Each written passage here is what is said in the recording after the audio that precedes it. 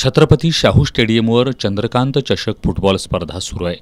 आज श्री शिवाजी तरुण मंडळ विरुद्ध वेताळमाळ तालीम मंडळ यांच्यात सामना खेळवण्यात आला। सामन्याच्या पूर्वार्धात शिवाजीच्या देवराज मंडलिक, दिग्विजय सुतार, योगेश कदम, बसंता सिंग तर वेताळमाळच्या प्रणव कणसे, श्रीकांत माने, मणिकंदम यांनी वेगवान चढाया केल्या। 32व्या मिनिटाला शिवाजीच्या खुर्शीद अली यानं मैदानी गोल करून 1-0 अशी आघाडी मिळवली। वेताळमाळकडून झालेल्या चढाया शिवाजीच्या खेळाडूंनी रोखल्यानं पूर्वार्धात वेताळमाळ संघाला गोल नोंदवता आला नाही। मध्यंतरानंतर हा सामना 1-0 असा राहिला। उत्तरार्धात शिवाजीच्या गोलची परतफेड करण्यासाठी वेताळमाळकडून चढाया झाल्या। 42व्या मिनिटाला वेताळमाळच्या राहुल पाटील यानं अप्रतिम गोल नोंदवून सामना 1-1 असा बरोबरीत आणला।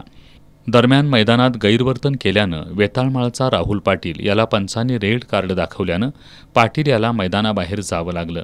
संपूर्ण वेळेत हा सामना 1-1 असा बरोबरीत राहिल्यानं निर्णयासाठी पंचांना टाय ब्रेकरचा अवलंब करावा लागला।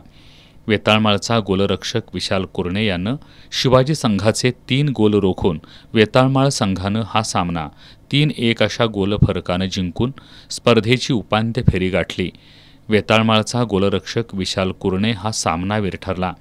उद्या सोमवारी खंडोबा तालीम मंडळ विरुद्ध सम्राटनगर स्पोर्ट्स यांच्यात सायंकाळी 4 वाजता सामना खेळवण्यात येणार आहे।